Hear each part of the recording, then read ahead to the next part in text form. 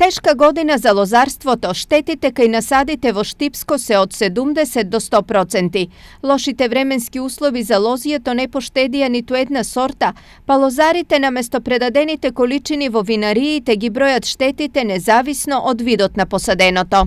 Сите сорти се пострадани, така немаше нешто бирање тука. Мислим, самата температура не бираше сорта, па може би 50% па и повеќе да е намалено.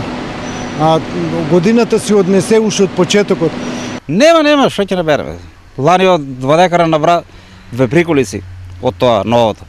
А сега нема 100 кила нема. Не е огоено, не е ништо. Тоа ситно е како монистра. Штетата е 100%, а ово е 1000% и кореја да видеа.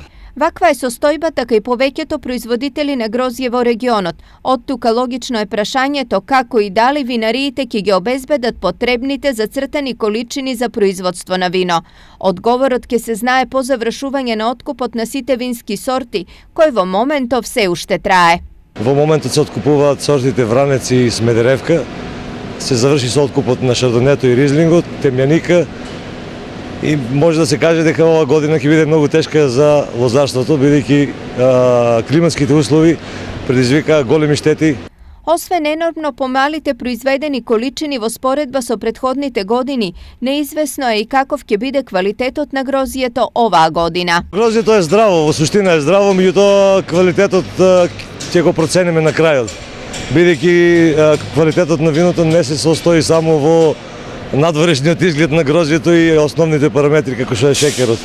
Така да проценките ќе се прават на крај. Во меѓувреме никој не зборува гласно за откупните цени. Лани грозието се откупуваше по 11 денари за Смедеревка и 13 денари за Кратошија.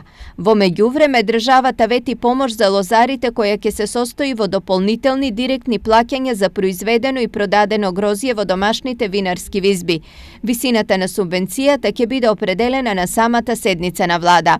Со оваа мерка ќе бидат опфатени сите земјоделски стопанства што до 15 септември пријавуваат површини за лозје и кои произведеното и предадено грозје ќе го дадат во домашните винарски визби.